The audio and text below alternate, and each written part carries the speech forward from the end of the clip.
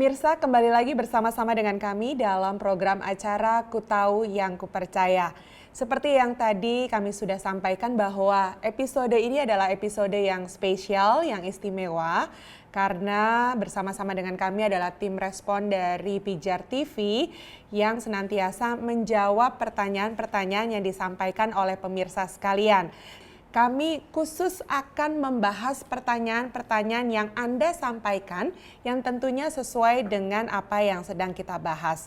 Siapa tahu itu adalah pertanyaan Anda. Untuk itu tetaplah setia bersama kami di program Ku Tahu Yang Kupercaya.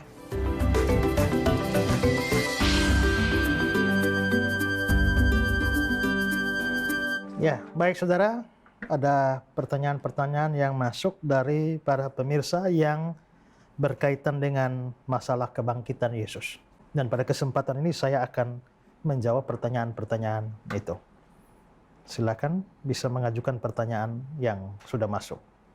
Ada SMS dari pemirsa Pijar TV, melihat adanya begitu banyak keberatan tentang kebangkitan Kristus, muncul pertanyaan di hati saya, mengapa orang sepertinya sukar percaya bahwa Yesus bangkit? Apa penyebabnya? Mengapa orang sukar percaya Yesus bangkit? Ya, kelihatannya memang begitu ya. Disuruh atau diberitakan Yesus bangkit, kok susah sekali percaya. Tadi saya mengajukan keberatan-keberatan yang pernah muncul selama 2000 tahun ini. Dan itu menunjukkan bahwa tidak mudah banyak orang menerima bahwa Yesus bangkit. Apa alasannya? Saya punya beberapa alasan. Pertama, jelas karena setan bekerja. Saudara, satu hal yang perlu diingat adalah bahwa untuk berita-berita sekuler, kalau diberitakan, setan nggak merasa perlu ikut kerja di sana. Itulah sebabnya berita aneh macam apapun, hoax macam apapun, orang mudah percaya.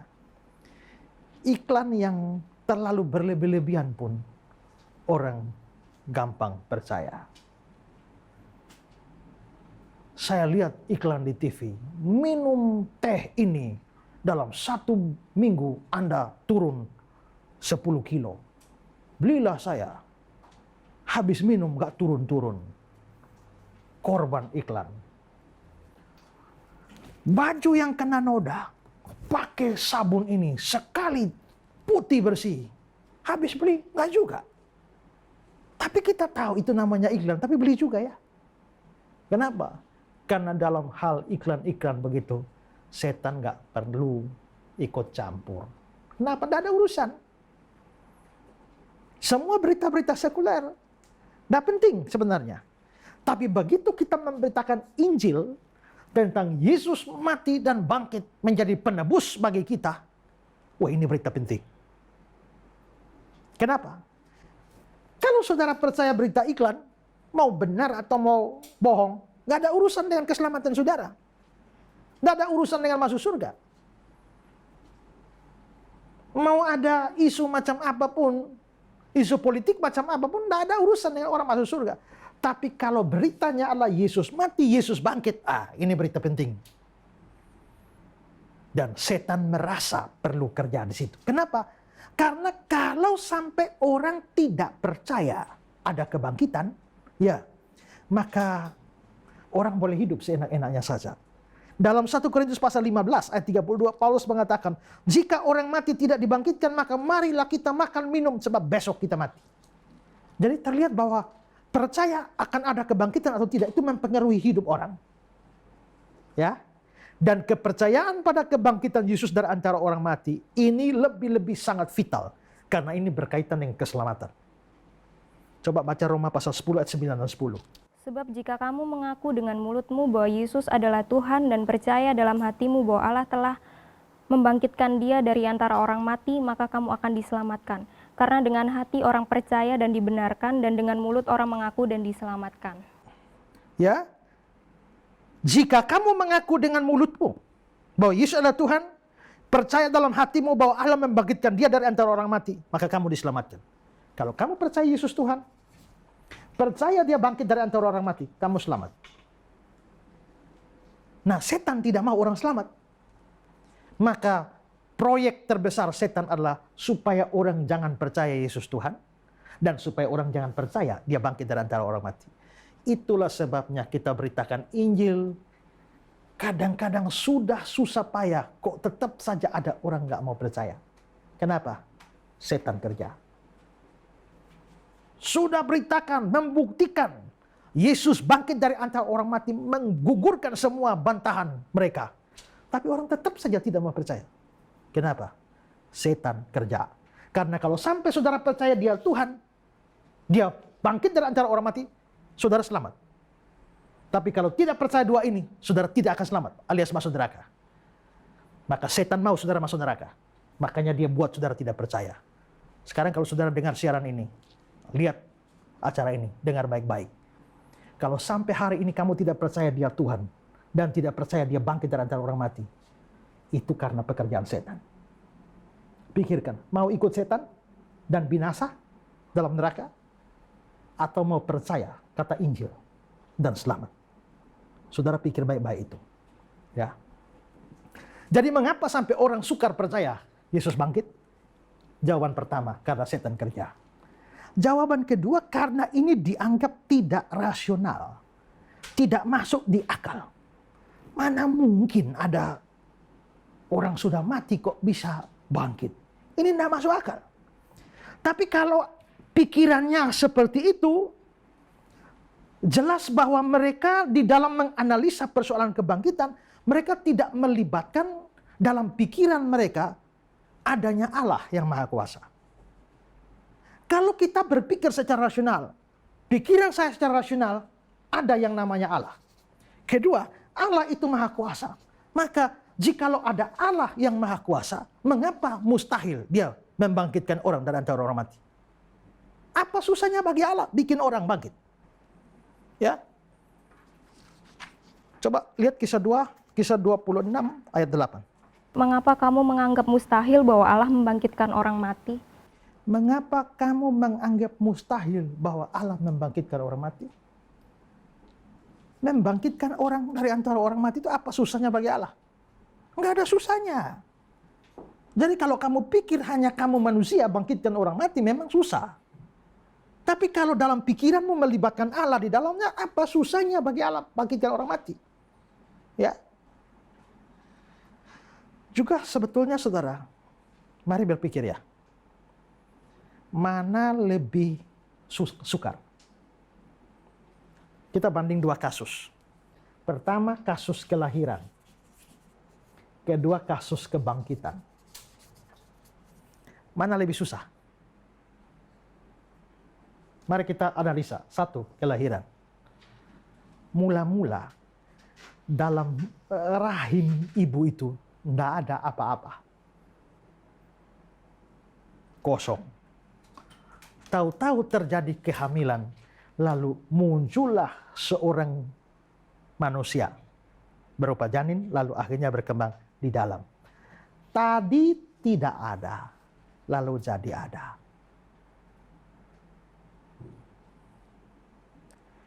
Lahir tahun berapa?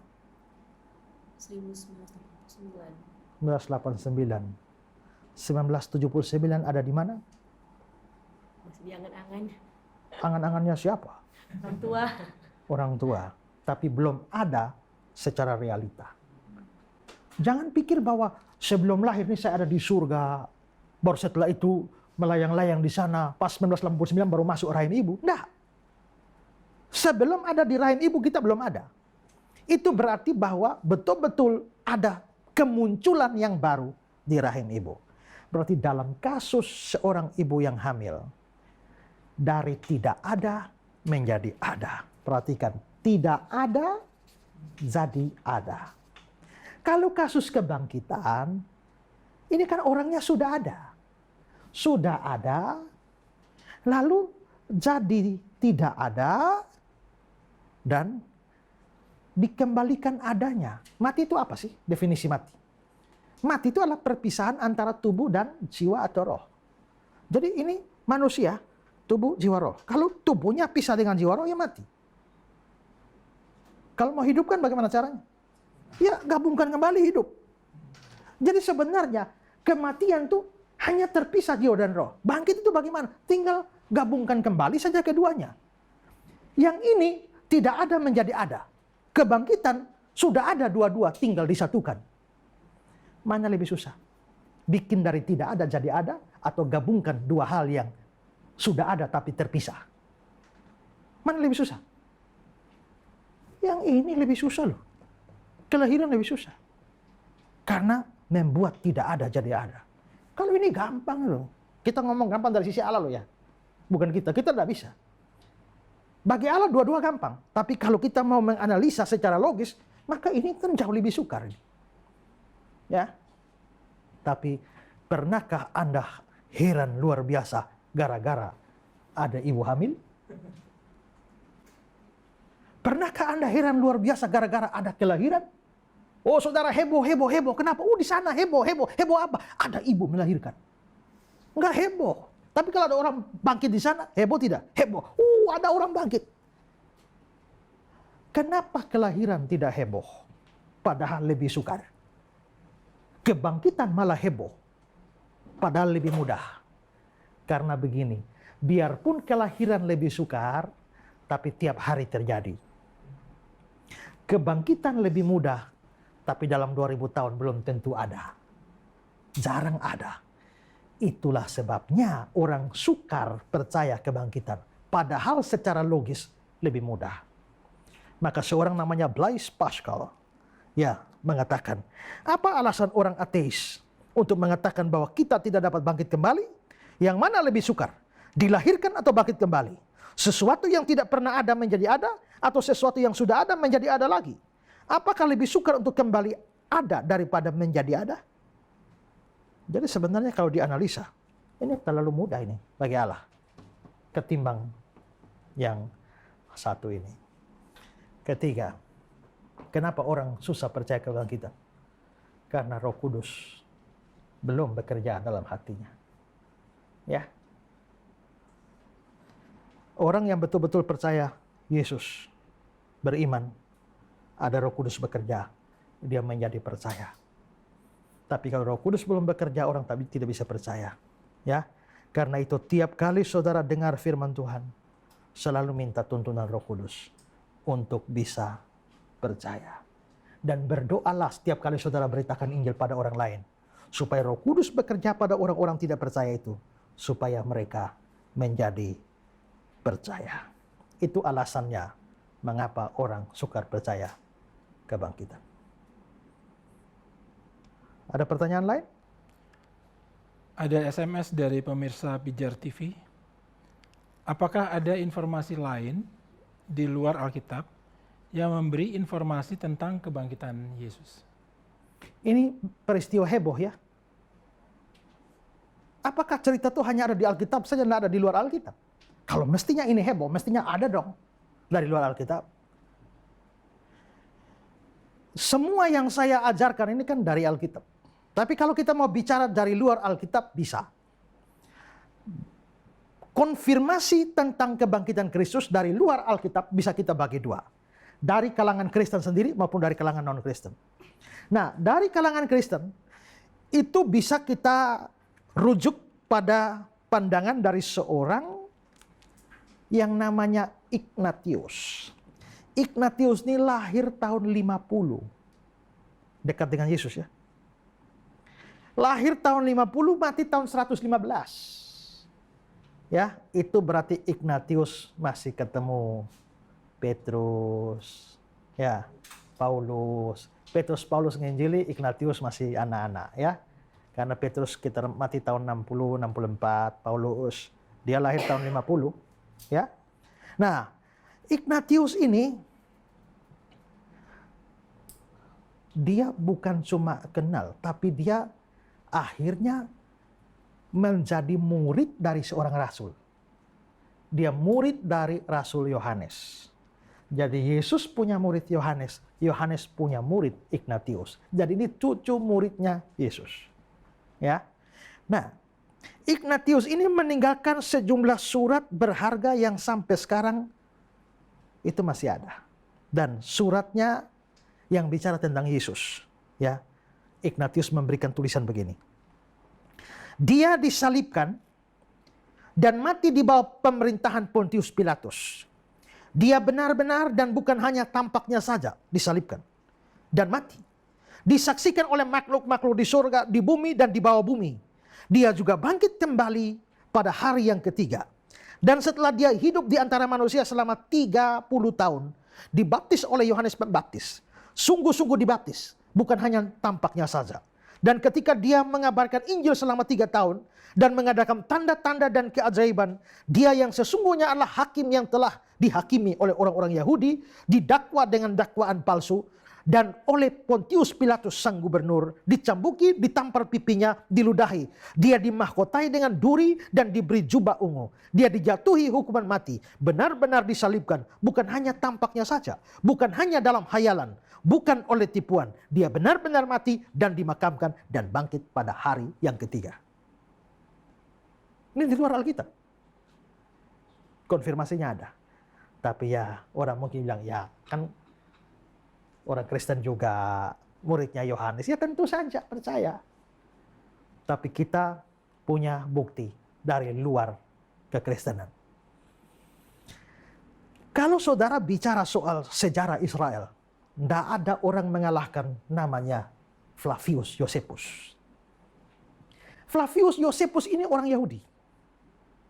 Ya, dia ikut perang Yahudi tahun 70. Salah seorang pimpinan pasukan tahun 70 bersama dengan grup Selot yang perang mempertahankan Yerusalem dari serangan orang Roma ketika dipimpin oleh Jenderal Titus dari Roma. Ya, tapi saudara-saudara, sebelum Titus serang, ayahnya Titus namanya Vespasianus. Ya. Itu yang mau serang Yerusalem. Sempat perang sama Flavius Josephus. Tapi waktu Flavius Josephus ketemu, lihat di perang sama Vespasianus, tahu-tahu Josephus mengeluarkan nubuat. Kamu akan jadi kaisar. Vespasianus anggap ini orang jangan-jangan hanya takut dibunuh saja, lalu dia bikin nubuatan aneh-aneh. Saudara-saudara, ternyata sementara perang mau berjalan, Vespasianus belum menaklukkan Yerusalem, berita dari Roma pulang. Ada pemberontakan hebat di Roma. Ya, dan akhirnya pulanglah. Dia nggak jadi hancurkan Yerusalem. Ternyata pergolakan politik Kaisar Roma dibunuh. Dan bagaimana ceritanya tahu-tahu Vespasianus diangkat menjadi kaisar. Waktu diangkat jadi kaisar, dia ingat. Waktu mau taklukkan Yerusalem, pernah ketemu satu orang namanya Josephus, pimpinan pasukan. Dia bikin nubuat bahwa aku akan jadi kaisar. Cari orang itu. Maka dicarilah ketemu Josephus. Maka untuk mengucap terima kasih pada Josephus, Vespasianus mengangkat dia, memberikan kewarganegaraan Roma. Maka Josephus adalah orang Yahudi berwarga negara Roma. Dan ini adalah sejarawan luar biasa. Dialah dalam bukunya Antiquities of the Jews, juga Jewish War. Dia mencatat, saya punya bukunya setebal ini, bercerita perang Yahudi, bagaimana Yerusalem dihancurkan dari tahun 70. Vespasianus lalu kirim Jenderal Titus anaknya taklukkan Yerusalem. Dari tahun 70 Yerusalem dihabisi, Yerusalem dihancur, bait Allah diratakan dengan tanah. Dan orang Yahudi dibuang ke seluruh dunia. Hilang dari tahun 70, Israel hilang dalam sejarah. Baru muncul kembali 1948 bulan Mei. Hampir 2000 tahun hilang. Bagaimana ceritanya hancur Yerusalem? Josephus jadi rujukan. Orang Kristen? Bukan. Dia bukan orang Kristen, dia nggak percaya Yesus. Tapi dia punya catatan sejarah yang luar biasa. Orang kalau mau bicara sejarah Israel, rujuknya pada Josephus. Nah, Josephus ini menulis dalam Antiquities of the Jews, pasal 18, ayat 3. Dia menulis begini. Demikianlah kira-kira pada waktu inilah Yesus seorang manusia bijaksana. Dia nggak percaya Yesus Tuhan. Dia bilang manusia bijaksana. Seorang manusia bijaksana, kalau boleh menyebutnya seorang manusia, karena dia adalah seorang pelaku pekerjaan yang luar biasa, seorang guru yang mengajarkan kebenaran, sedemikian rupa sehingga orang menerimanya dengan sukacita. Dia menarik banyak orang Yahudi kepadanya dan juga banyak orang Yunani. Orang ini adalah Kristus. Dan ketika Pilatus telah menyuruh menyalibkan dia oleh karena dakwaan para pemimpin di antara kita, mereka yang sejak semula telah mengasihinya tidak meninggalkan dia. Karena dia menampakkan diri dalam keadaan hidup kepada mereka pada hari yang ketiga. Nabi-nabi Allah telah berbicara tentang hal ini. Dan ribuan hal lainnya yang menakjubkan tentang dia. Dan bahkan sampai sekarang pun kaum Kristen demikian mereka dinamakan berdasarkan namanya belum juga punah. Ini keterangan sejarah. Ini bukan omongan orang Kristen, omongan orang non-Kristen. Dan dia merujuk bahwa Yesus setelah dibunuh mati, menampakkan diri selama 40 hari setelah hari yang ketiga. Orang non-Kristen memberikan rujukan Yesus bangkit. Maka iman Kristen yang percaya Yesus bangkit itu bukan hanya semata-mata dari Alkitab. Ini bukan hanya berita Alkitab, ini fakta sejarah. Sejarah dunia membuktikan bahwa Yesus itu benar-benar bangkit dari antara orang mati. Jadi apalagi yang mau kita ragukan? Percaya sungguh-sungguh dia benar-benar bangkit dari antara orang mati. Masih ada? Ada SMS dari pemirsa Pijar TV. Saya ingin bertanya tentang satu ayat, yakni Roma 14 ayat 9, yang mengatakan bahwa Kristus telah mati dan hidup kembali supaya ia menjadi Tuhan. Apa maksudnya menjadi Tuhan dalam ayat ini? Apakah sebelum bangkit Yesus bukan Tuhan? Ya, coba Bapak baca Roma 14 ayat 9. Sebab untuk itulah Kristus telah mati dan hidup kembali supaya ia menjadi Tuhan. Supaya dia menjadi Tuhan. Kristus mati dan bangkit supaya dia jadi Tuhan. Lalu itu senada dengan Kisah 2 ayat 36. Coba baca Kisah 2 ayat 36. Jadi seluruh kaum Israel harus tahu dengan pasti bahwa Allah telah membuat Yesus yang kamu salibkan itu menjadi Tuhan dan Kristus. Jadi Yesus bangkit dibuat jadi Tuhan. Pertanyaan logis, kalau sebelum bangkit Tuhan atau bukan? Nah, saudara harus ingat, kapan Yesus disebut Tuhan? Apakah setelah bangkit? Coba Bapak baca Lukas 2 ayat 11. Ini tentang kelahiran Yesus. Hari ini telah lahir bagimu juru selamat, yaitu Kristus Tuhan di kota Daud. Ini baru lahir ya. Waktu lahir sudah disebut Tuhan. Lalu kenapa ayat itu mengatakan bangkit lalu dibuat jadi Tuhan? Seolah-olah belum bangkit. Sebelum bangkit bukan Tuhan. Kalau begitu ayat itu tidak boleh diartikan bahwa Yesus baru jadi Tuhan setelah bangkit. Maka pertanyaan sebenarnya ayat itu artinya apa? Begini saudara, Yesus memang sudah Tuhan. Hanya orang Yahudi tidak mau percaya. Ya kan? Lalu bagaimana caranya Allah Bapa membuktikan kepada orang Yahudi bahwa Yesus adalah Tuhan? Dengan cara membangkitkan dia dari antara orang mati. Dengan kata lain sebenarnya ayat itu bukan Yesus bukan Tuhan lalu dijadikan Tuhan. Bukan. Tapi Yesus Allah Bapa memproklamirkan melalui kebangkitan dia adalah Tuhan. Kalau kamu sekian lama tidak percaya dia Tuhan. Waktu dia ngajar kamu tidak percaya. Waktu dia buat mujizat kamu tidak percaya. Waktu dia melakukan keajaiban kamu tidak percaya. Maka sekarang Allah Bapa kasih bukti yang lain. Mati, bangkit. Supaya kamu percaya bahwa dia adalah Tuhan. Dan memang kebangkitan Kristus itu untuk menunjukkan ketuhanannya. Ya, coba Roma 1 ayat 1 sampai 4. Dari Paulus, hamba Kristus Yesus, yang dipanggil menjadi rasul dan dikuduskan untuk memberitakan Injil Allah. Injil itu telah dijanjikannya sebelumnya dengan perantaran nabi-nabinya dalam kitab-kitab suci. Tentang anaknya yang menurut daging diperanakan dari keturunan Daud. Dan menurut roh kekudusan dinyatakan oleh kebangkitannya dari antara orang mati. bahwa Ia adalah anak Allah yang berkuasa, Yesus Kristus Tuhan kita. Kalau begitu kebangkitan membuktikan ketuhanan. Jadi kata-kata Allah telah membuat Yesus yang kamu salibkan menjadi Tuhan tidak boleh dipahami. Tadinya bukan Tuhan, sekarang jadi Tuhan. Tadinya Tuhan hanya tidak diakui, tapi melalui kebangkitan Allah memberi bukti bahwa Dia adalah Tuhan kita. Itu maksudnya, ya. Jadi saudara, semua keberatan tentang kebangkitan kita sudah jawab. Dan sekali lagi, bukti kita melimpah bahwa Dia bangkit. Karena itu saudara, jangan sekali-kali saudara menolak berita Injil ini. Yesus mati sesuai kitab suci. Bangkit pada hari yang ketiga sesuai kitab suci. Mengapa semua itu harus terjadi? Dia lakukan semua itu karena saudara dan saya. Dia mati bagi saudara, bagi saya. Dia bangkit juga bagi saudara, bagi saya. Kalau kita percaya Dia sungguh-sungguh bahwa Dia Tuhan dan telah bangkit dari antara orang mati, kita diselamatkan. Kalau saudara tetap tidak percaya Dia Tuhan, tidak mau percaya Dia bangkit dari antara orang mati, saudara tidak akan diselamatkan. Jadi saudara mau selamat atau tidak selamat? Pilihan ada di tangan saudara.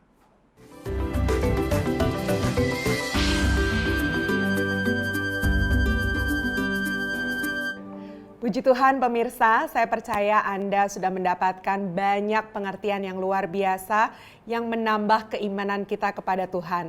Sehingga jangan ragu lagi, percayalah bahwa kasih Tuhan begitu besar, kuasanya dahsyat dalam kehidupan kita, dan seyogianya kita bangga memiliki Tuhan yang seperti Dia.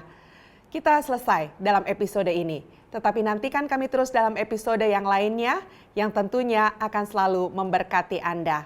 Tetaplah setia dalam program acara Ku Tahu Yang Kupercaya. Sampai jumpa lagi dan Tuhan Yesus memberkati.